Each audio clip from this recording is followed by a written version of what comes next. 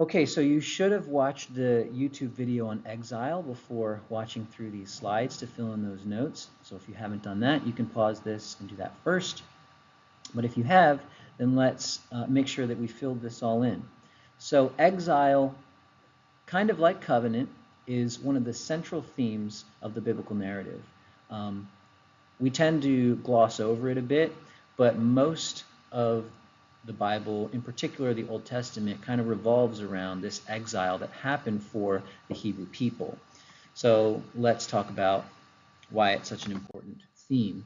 So exile, just as a definition here, is being forced to leave home and go to a foreign land.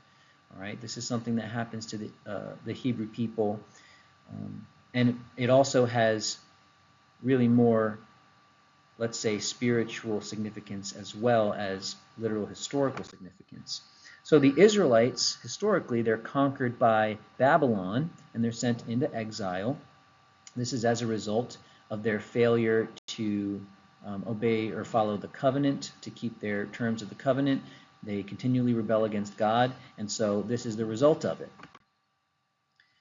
The question is there any hope of return? Can they come back home and regain the promised land, the land that they were promised by God in the covenant with Abraham?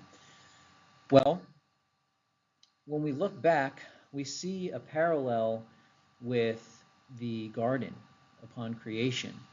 So there's actually an interesting sort of symbolic parallel here. Banishment from the garden kind of is a precursor to Israel being sent into exile. So just like Adam and Eve had, they had sort of a paradise, and they were given an opportunity to follow God or partner with God in that, but then they rebelled against God, and so they were banished from their paradise. We've got the same thing with Israel, who is given the promised land, and they're in it, in this sort of paradise, right? It's described as a land flowing with milk and honey. They too reject the covenant and rebel against God, and so eventually they're sent into exile. So there's sort of a comparison between these two things that we can see. Now, they do eventually return.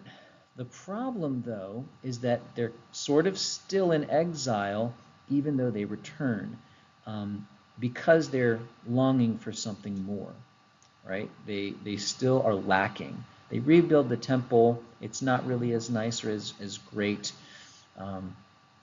They're able to worship, but there's just more that's missing, right? It's not fully whole or complete. And so this is the idea of the human condition, really. It reflects all of humanity in the sense that we all have some feeling of something that is missing, or we have some longing for something more, right? Many of us can, this resonates with probably most of us, if not all of us. And so, again, when we go back to the creation story and then what happens with Adam and Eve and the promise that they receive, remember, they receive a promise of the descendant who is going to restore all things. And so this is where the scriptures promise a king, a leader who is going to redeem everybody and everything.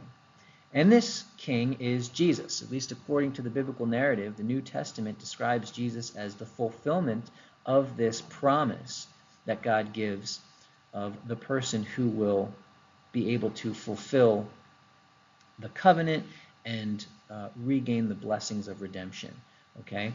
And so what we see is the way home from exile is the way of truly being human. And this is something that we talked about before, that when it comes to sinful humanity, Jesus is the one who was able to overcome sinfulness. Jesus demonstrates that he is the one who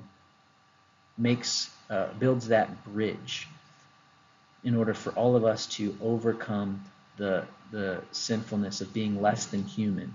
And so in being fully human, he creates that way home from exile.